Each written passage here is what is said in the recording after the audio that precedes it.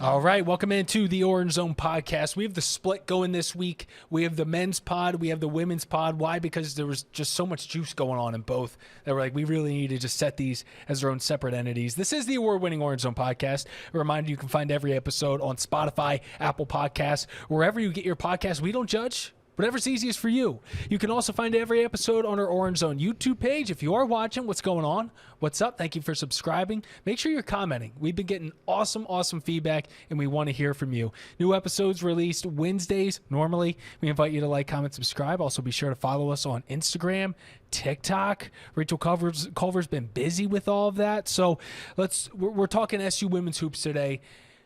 We're talking a player that is going to be going down. Probably will have a banner up alongside Lawrence Moten here in just a few years or so down the line. DYAISHA Fair. Before I get to that, I want to introduce you to the crew. Tommy Sladek. We have Samantha Croston. We have Lawrence Moten. We have Rachel Culver on the producer mic. DYAISHA Fair hit 3,000 points. She is very quickly approaching the top 10 on the all-time scoring list. What do you think of the legacy that she's going to leave behind in just the 2 years she's been here? I mean, just that moment after the game when it happened and FLJ and DYAISHA are hugging and you can see all the emotion that's associated with that. I'm really so proud of her, even not even knowing her personally, just hearing about her story and overcoming adversity and getting to the point where she's gotten to. You could tell that day in the post-game interview when she could really hardly even speak, to the things that she said later on in the press conference, how much this means to her and how much this means to her coach. And outside of the emotional element of it, I mean, just to be able to say that you did something that only 15 other women had done previously and only 25 other players across men's and women's Division I basketball had done is really a special accomplishment. Big time. Absolutely. 3,000 points is amazing. I call her DYAISHA Fair Iverson. Oh, she's a straight bucket, 5'5" killer. I love everything about her, and she's going to make the WNBA. There's no doubt about it. And like she said, like Sam said, as far as her struggle and how they didn't think she would be as good as she was because of her height, it has nothing to do with, always remember that, young kids, it has nothing to do with your height. It's all about your heart. And she has that, and the sky's the limit for her. It's about the size of the fight in the dog. Exactly. And as someone that's experienced hitting the scoring milestones, Moten is SU's all-time leading scorer on the men's side. What was that moment like for you when you took over as number one, and then obviously number one Big East? Was that a big moment for you? I guess what was going through your head? Yeah, it was a big moment. Of course, you got me flashback, and when I broke the record for the Big East, we lost to Seton Hall, and it was in New Jersey. But we were playing against the guy that had the record, Terry DeHare, and I broke the record. It was a happy, sad feeling. Sure. I remember at the time, but just to be able to break, the record and be the all-time leading scorer in the Big East and school's history is amazing. I thank God for that every day. I also thank myself for the hard work and the dedication that I put into it. But you look at former players from other college teams that were in our conference, great players, Chris Mullin, Terry DeHare, Allen Iverson, Ray Allen, Alonzo Mourning, Patrick Ewing. I mean, the list goes on, and to be number one, as it was a great feeling. And even here in Syracuse with all the great players who've came out of the University of Syracuse, and to be number one is definitely a great feeling. It's also the way that she did this, right? I watched almost the entirety of that game against Clemson, and you could tell even everybody in the crowd wanted it so badly for her because she got off to a slow start, only had 2 points, was really not her complete self. And it's funny because a few days prior to this matchup, I was listening to the ACC Network halftime shows, and the coaches there were talking about who fill in as analysts, they were saying, honestly, I hated games like these because it threw off the entire rhythm of the team. Everyone's trying to get the person the ball who's trying to break the record.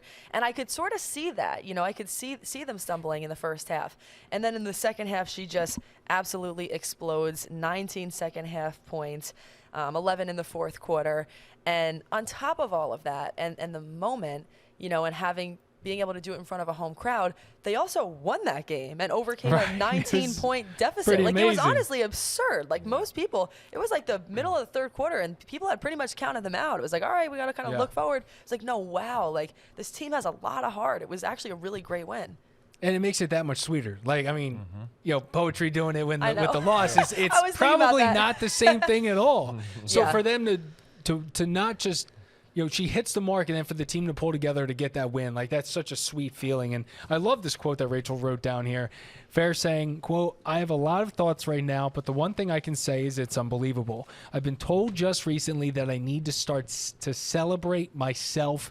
That's what I'm going to do. I love that. I love that self-confidence, and sometimes you got to give yourself that pat on the back, because at the end of the day, it's you up here. That's right. That's right. And another special thing about that, getting that record, was it was at home, you know, so everybody got crowd was great. Yeah. You got to be flashbacking again, guys. And I go back to when I was maybe 23 points away from the record, and we had UConn here at the Dome in front of 36,000, and I had 16.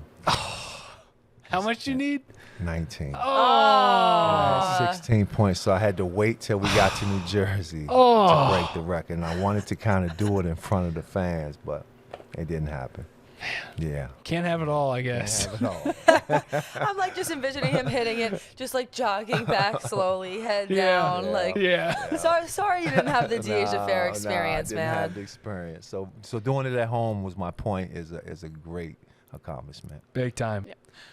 All right, so if you're watching on YouTube, just had to take a quick breather there, because basically the full story is we're in this warehouse of sorts at the station, and we have these really old windows that I guess had, you know, kind of blacked out tarps over it for the longest time, because we've had so many shows in here over the last 50 years, and they got taken down. And it was something we thought about. I was like, is there going to be a glare? We were fine until all of a sudden, as you guys just saw, it looked like I was being sent up to heaven. Just can't be having that. Just can't be having that right now. There's so much left on this season. So, you know, sticking with the women's team in Fair, in the big moment, it's all a part of the bigger story, which is this team is 14-2, bro. 14-2. Yeah. With a second-year coach. You know, receiving votes in the top 25 this week, AP, USA Today, number 25. And it goes to show you, I guess, how much respect the voters have for what this ACC gauntlet is going to be for them. Because any team that's 14-2, you think should be in there. But clearly, they're saying, we want to see more from you. But I feel like I've seen enough to say that this is going to be a special season, one that's going to result in March Madness. I would have to agree. Like, if I had to place a bet on that right now, I'd feel comfortable doing it. I like to see the fact that they won 3 straight since that double-digit loss to UNC. Right.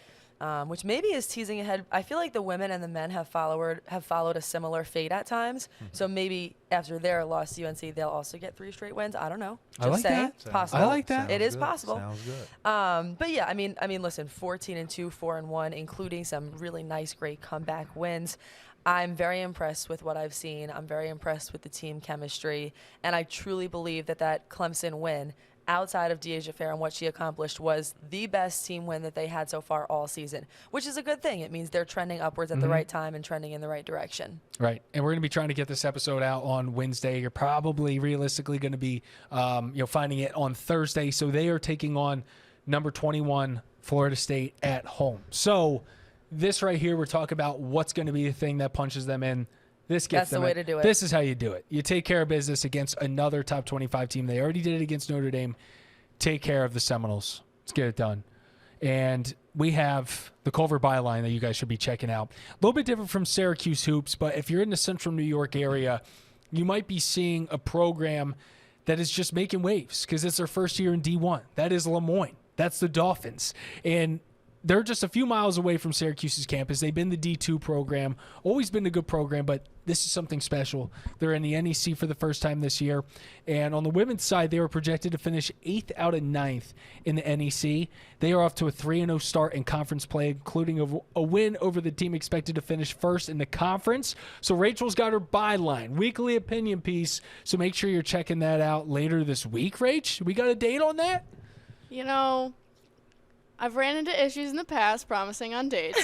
So Coming we're this gonna, week. Sort of keep it open-ended? Coming this week/weekend. That's Okay. what we're going to say there. We're looking forward to it. All right, that sounds great.